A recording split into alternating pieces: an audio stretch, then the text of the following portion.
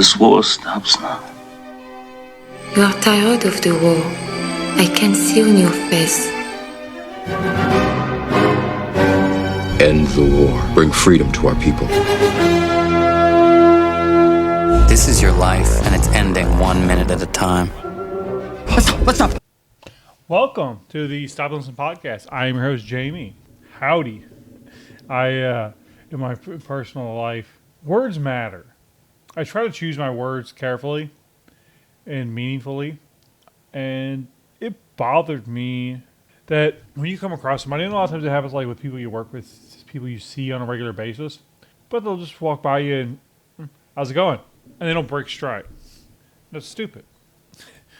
You know, we should be talking to each other more, but if you don't got time or don't talk, fine. I mean, just a greeting. Hello. I've gone with howdy, which I know is yes, redneck or hick version of how are you doing? We smush it together. Howdy. But it conveys the message that I want to deliver. Hello. So in the news. All right, I'll tell you a story. This is a newspaper, right? It's 90% bullshit, but it's entertaining. That's why I read it, because it entertains me. Makes sense. Last week, Governor Abbot of Texas passed a law making it a crime to be in Texas illegally. I don't think this is his first attempt at something similar. And it was immediately cast as, well, it's not going to go through. Like, the federal government is going to sue, and you're not going to be able to enforce it. That's what immediately was claimed when this story broke. And here's an article from USA Today saying feds to Texas Governor Greg Abbott on his new immigration law. Enforce it, and we'll sue. Well, that is the federal government declaring war on the people. Governor Abbott could be deploying the Texas National Guard, and he's choosing not to. He's passing a law that has no teeth, that when the news broke that conservatives or people on the right or whatever were like, yay, wasn't going to go anywhere. The authors of the United States Constitution foresaw a situation when the federal government would be inattentive to states that faced challenges at their borders. And in response, they inserted Article 1, Section 10 to the United States Constitution to empower states to take action to defend themselves. And that is exactly what Texas is doing. Now, this will probably lead to the Supreme Court. That could be very interesting. But if the federal government's lack of enforcement on the U.S. border is negatively impacted the state of Texas, I would think the governor of Texas could bring out the state guard of Texas. It's called National Guard, but this is another example of my lack of research biting me a little bit. But something could be done. But this, unless this could open up, if you go to the Supreme Court and they rule, yes, when the federal government fails, the states can then do whatever they want. I mean, that could open up quite a lot of questions. That could take things in quite a few different directions. We will see. Staying with the governorships, Ohio's GOP Governor DeVine vetoes transgender bill. From Newsmax. Republican Governor Mike DeVine vetoed a measure Friday that would have banned gender-affirming care for minors and transgender athletes' participation in girls' and women's sports, in a break from members of his party who championed the legislation. GOP lawmakers hold enough seats to override DeVine's veto, but if or when they would do so was not immediately clear. Both within and between chambers, Republican legislators have not been in lockstep this year. It's an oddly phrased sentence. I mean, it makes sense, but maybe it's just me not being able to speak. Hundreds of opponents testified against Ohio's multifaceted measure when it was moving through the legislature, including medical and mental health providers, education professionals, faith leaders, parents of transgender children, and transgender individuals themselves. The measure, which passed the legislature earlier this month with only Republican support, would have prohibited Ohio minors from taking puberty blockers and undergoing other hormone therapy or receiving gender reassignment surgery. That would further align them with their gender identity. It would, however, have allowed any minor who is an Ohio resident to continue treatment that they are currently receiving. See, what we want to get to is why. So this article doesn't tell me why, and I'll try to find another one that does. Okay. What they're saying. DeVine said in a press conference on Friday that before vetoing the bill, he spoke with several different people with a wide range of opinions on gender-affirming care. They include doctors who provide the care and doctors who oppose it. People who have received such care and had positive and negative experiences, and parents who believe their children were saved by gender. Okay, so this is where this is where I'm upset at it, because a lot of people on any issue look through a small lens and only want to affirm their own beliefs. And he didn't do that. Governor DeVine seemingly sought a broad perspective of opinions, but he did speak to people who had negative experiences. So people who were permanently hurt by the transitioning, and he decided it's a parent's issue. Parents can be bad people. We all know that. Parents can be shitty parents. We all know that. Parents can be just naive, thinking maybe they're easily influenced. Clearly that's quite easy in our country for people to believe false things. When having the opportunity to say, no, I'm protecting children, even from themselves, even from their parents, he said no.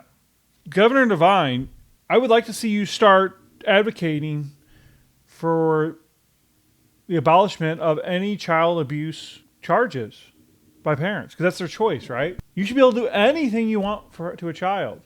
If you can permanently scar them, then you should be able to do anything to them. Parents have absolute rights, or they should, at least, in DeVine's Ohio. I would rethink that one.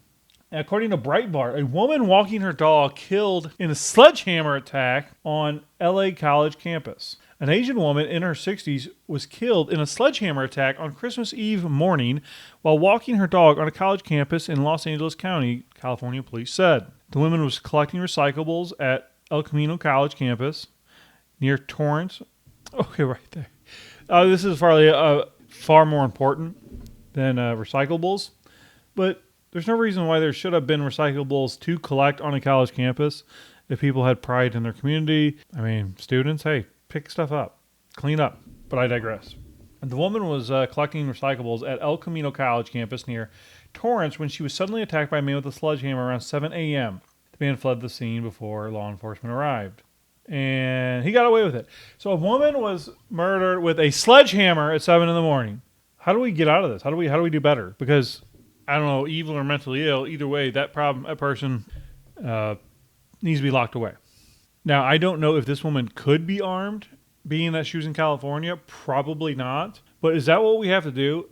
Is walk around ready to defend our lives at any point? Now and I'm not even saying that we shouldn't, because throughout history, that's been the case. And we got a nice, comfortable culture, society here, and it kind of allowed us to go to sleep.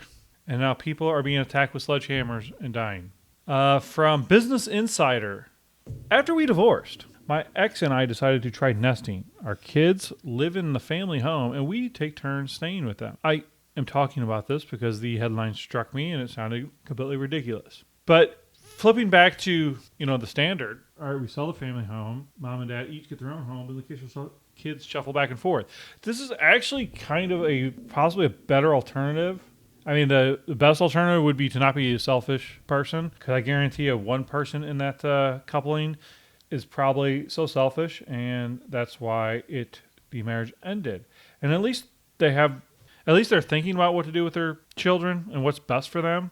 So keeping it in the home, I do like that, and that's interesting because that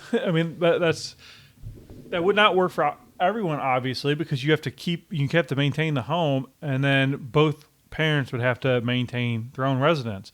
Well, I would guess for 90% of the population out there, that's not a possibility. I mean, okay, nesting requires strong communication and flexibility. Well, yeah, because there's so many things that perhaps if the strong communication and flexibility required for the nesting situation to work, maybe if that had been employed earlier on, maybe they wouldn't have to be divorced. But that's an interesting idea. I'm adamantly against divorce in most circumstances. It's not good for the family. I mean, the children, the family, the individuals, society, the community. It's not good for anybody. But, of course, in some circumstances it is. And this is an interesting idea. If one can pull it off, which most people can't. It's worth a thought. Kanye West apologized to the Jewish community after a year of vile anti-Semitic rants. Ye, the rapper formerly known as Kanye West, it says Kanye West right here. We don't just stop placating these people like this. I'm talking about celebrities or narcissists. No, I'm not going to call you Ye. I'm not going to reprogram my brain that has been calling you Kanye for 20 years. You self-centered prick. Ye, the rapper formerly known as Kanye West, appeared to try and end 20. So Simon Kent, not a great stab at English, appeared to try to end 2023 on a consolatory note. Consolatory. Just, he can't write, can't get through the sentence. Intended or likely to placate or pacify. Fair enough. By apologizing to the Jewish community after a year of vile anti-Semitic rants. He issued his climb down Tuesday on Instagram in the wake of a sparking outrage with a rant referencing Hitler as a recent album post-launch event in Las Vegas, amongst a host of other previous derogatory remarks against the Jewish faith and followers. I am all for redemption. As a Christian, I wouldn't be if I didn't believe in it. But salvation, redemption, is something for the individual to seek after. And that's Kanye's journey. That's what he needs to spend the rest of his life, healing his heart. Taking a heart of stone and turning it into a heart of flesh. Now, I am part of the problem because I'm talking about it. Because what we should do is just not talk about Kanye anymore. All right. Yahoo News and from AFP. I don't know what AFP is. AFP.com. It's French. So there's an article from a French website by a Valentin Diaz. Cocaine market sees new players. Bananas and Amazon submarines report. Now, this would seemingly be a long article. All right. It was very concise. Let's see what they say. The global cocaine market is changing. Colombia is still the biggest producer of the drug, but other actors are taking an even bigger role in manufacturing and distributing it, according to a report based on thousands of Colombian prosecutors' files leaked by hackers. A group of around 100 journalists has deciphered some 7 million emails, 38,000 files leaked by the something hacktivist group, which in 2022 broke into the computer systems of security agents and armies from Mexico, Chile, Peru, Salvador, and we call it El Salvador, and Colombia. As I'm ought to do, little details of the story sometimes strike me as odd. So 7 million emails are deciphered by 100 journalists. Jake, make sure my math's correct. 70,000 emails per journalist. Yeah. Thanks for the thoroughness. I don't believe you. The so-called narco files report outlines the networks of cocaine production and trafficking around the world. The market is changing. However, the country's cocaine trade has been hard hit by falling coca leaf prices and the emergence of new synthetic drugs such as fentanyl. Yeah, a person's a lot less likely to snort a line of coke if it might mean death from if it's laced with fentanyl. Colombia no longer plays a leading role in an international drug trafficking chain. Bananas and submarines. The narco files also revealed the growing role of the banana industry in the export of cocaine and an increase in trafficking along routes such as the Amazon River, from which more and more submarines loaded with cocaine head to the Atlantic. Submarines in the Amazon River?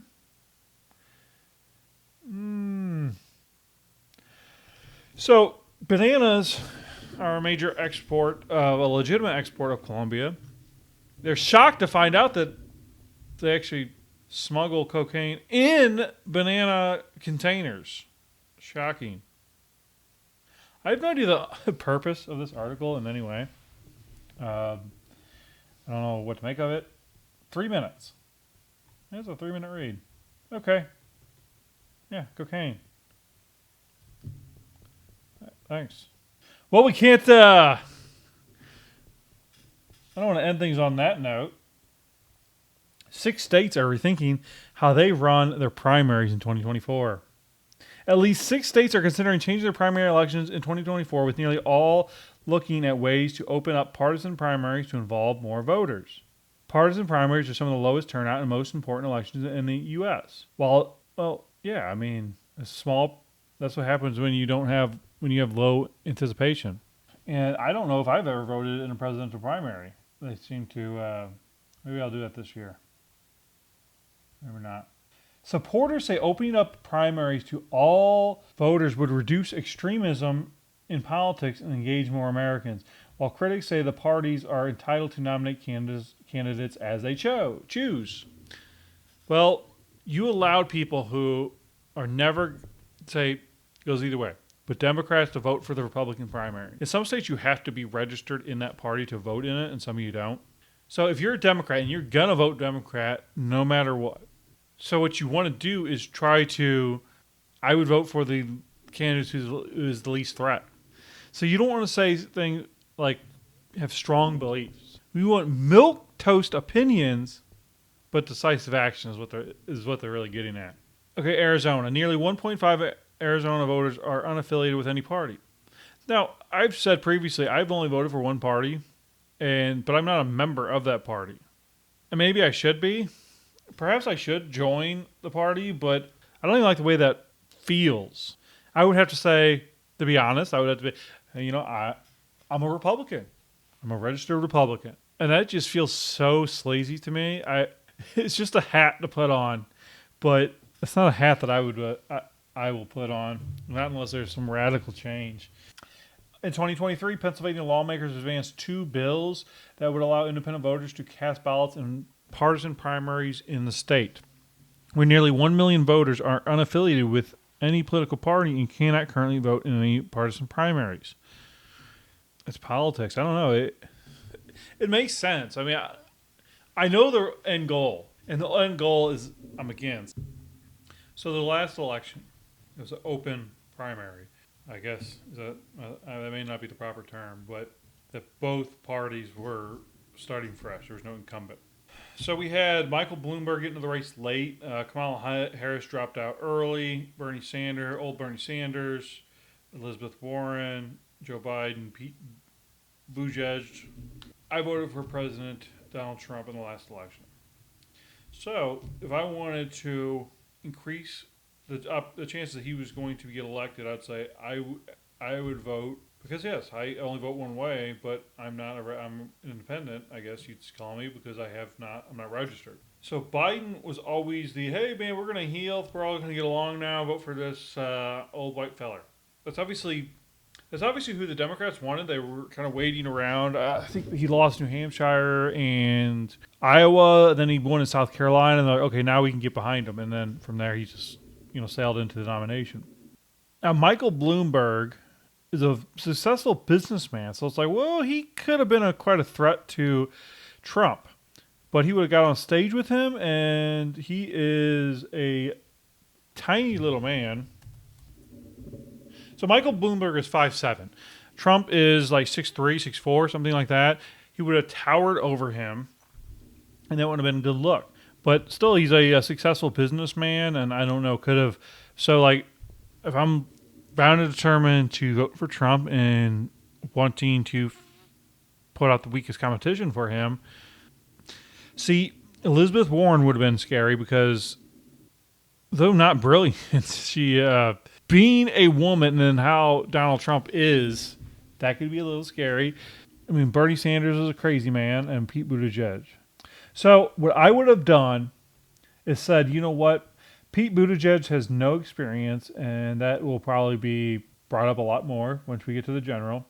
he is a gay feller, and our country may not be ready for an openly gay president. So I think I would have voted for him. Democracy, right? But that wouldn't have served the democracy, though, because the Democrats chose who they most thought was going to defeat the Republican candidate. Oh, so I just screwed that completely up, actually. So I said open primary, and Trump obviously was the incumbent in 2020. But either way, I digress. The point remains the same. If I wanted Trump to win in 2020, and I voted in the Democratic Party in the primary, which I guess I could have. I don't know. I'm not 100% how Missouri works. But that would be usurping democracy. Leftists, liberals, Democrats, whatever, when they went to go choose who would best beat Donald Trump, they went with Biden, and it worked. If I wanted that not to happen, I would have voted for the person I think that Trump could have won the easiest over. So getting more people to have a voice, I understand it, and it's not a horrible idea. It's just that would serve to further erode our screwed up system. One last story to wrap things up. We just had Christmas. New Year's is in a couple of days. It's Saturday. Tomorrow night is New Year's Eve. Colin Kaepernick does not celebrate Christmas and does not exchange gifts with girlfriend. Former San Francisco 49er and original anthem protester Colin Kaepernick said on a recent podcast he and his girlfriend do not celebrate Christmas. Oh, how progressive. What a bold stance. Now it's ironic. So he's against Christmas, which I don't know if he is religious or just hates America or white people or what, why he has a stance, but not celebrating Christmas and then not exchanging gifts for Christmas. Like, you could write an article, hey, well, we just don't exchange gifts on Christmas, but we do celebrate it. I mean, I guess those who celebrate by giving gifts are betraying the reason for the celebration anyway, which that's myself included. I mean, I give gifts. But is Colin Kaepernick just anti-capitalist and, is against the... where is his stance at? Why? Oh, Muslim. Okay. Man, look at that patriot right there. Now, as far as the kneeling during the national anthem goes, you kneel in reverence to something. You kneel when you ask someone to marry you. I've seen people kneel to the flag. So I don't know how... I never have known why this is a protest. Now, though I wouldn't have liked it if he would have stood up and turned his back to the flag. Though I may not have agreed with it, it would have actually made logical sense to his point. But Colin Kaepernick is not a grateful man, not an intelligent man, just is a child. Just is trying to thumb his nose at a country that made him a millionaire. Good job, Colin. Keep it good work. And back when this was going on, when his career was flubbing out, I was still a bit of a football fan. I had no idea that he was black or half black or whatever he is. I mean, Colin Kaepernick sounds like an Irish name. Okay, that's an adopted name. But I didn't think about it. Like, I think people who are on that side of things, it may be understandably so, but they would be surprised on how little many people think about race. Just doesn't. Like that Meghan Markle, the Prince Harry from England, his wife, always complaining about how people are racist against her because she's half black. Yes, the racist discrimination that this woman whose ethnicity seems pretty ambiguous to me apparently has suffered a lifetime of racism. Yes, attractive women do have that a lot. I'm sure. I mean, well, the treatment of the royal family, she's complained about. I don't give a shit about the royal family at all, and I despise that I've ever heard of it. And I can name pretty much most of them. A group of genetically similar people, quite genetically similar. I wouldn't be too concerned about how they thought about anything at all. But hey, Colin Kaepernick, Meghan Markle. I would love for you guys to be. Can we do that? Start a GoFundMe or for the wedding party, perhaps a change.org petition. Let's get Meghan Markle and Colin Kaepernick together. Two just despicable people who just spread hate. Let's get them together. Let's put some more cameras in front of them. Let's get a 24/7 reality show. That's what I want. I want a streaming channel of Colin Kaepernick and Meghan Markle just nonstop complaining about the world. And I would love it.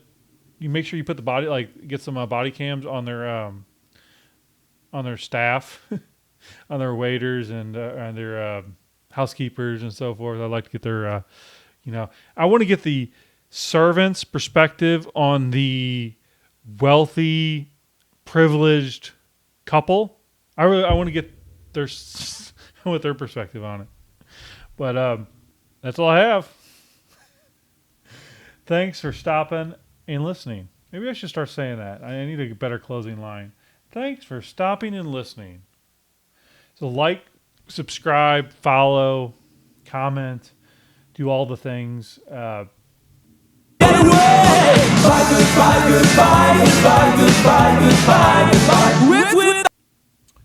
See you next time.